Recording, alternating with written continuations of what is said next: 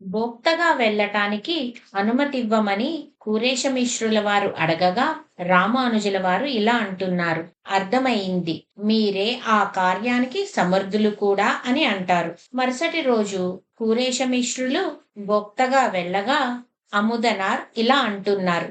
స్వామి, మీ వంటి విద్వాంసులు భోక్తగా రావటం మా అమ్మగారి అదృష్టం. స్వామి, కన్యారం వడ్డించనా? తిరుక్కణ్ ఆముదు కాస్త స్వీకరించండి, మరి కాస్త స్వీకరించండి స్వామి అని అముదనార్ వడ్డిస్తున్నారు. అముదనార్ గారు ఇలా అనుకుంటున్నారు మనసులో, తృప్తోస్మి అనాలి కదా, అనటం లేదేమి? ఉత్తర పరిశేచనం కూడా చేయడం లేదు. నేను చేయవలసినది ఇంకా ఏమైనా ఉందా? వడ్డిస్తానంటే వద్దంటున్నారు. ఏం చెయ్యాలి ఇప్పుడు? కూరేశమిశ్ర స్వామి నిర్మోహమాటంగా చెప్పండి స్వామి, నా తల్లి తృప్తి కోసం దేనికైనా సిద్ధమే, ఇంకేమి చేయమంటారు అని అముదనార్ కూరేశమిశ్రుల వారిని అడగగా కూరేశమిశ్రులు ఇలా అంటున్నారు. శ్రీరంగ దేవాలయ నిర్వహణాధికారాన్ని సమర్పించండి అని.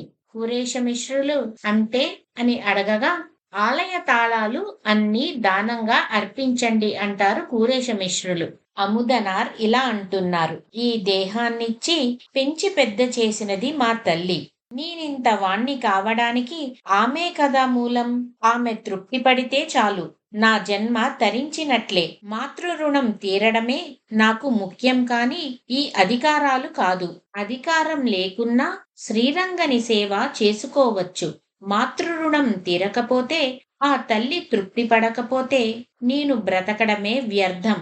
మా తల్లి తృప్తి కోసం ఈ అధికార మదాన్ని త్యాగం చేస్తాను.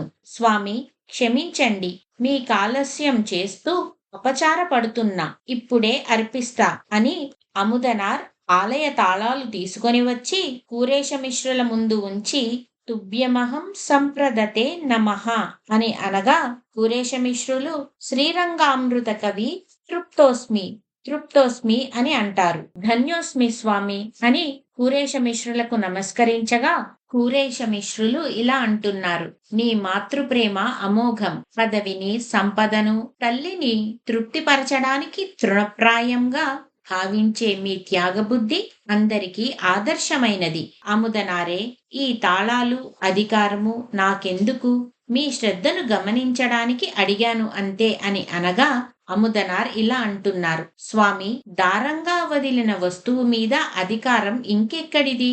ఇవి ఇక నావి కాదు అని అనగా కూరేశమిశ్రులు ఏమంటారో రేపు చూద్దాం.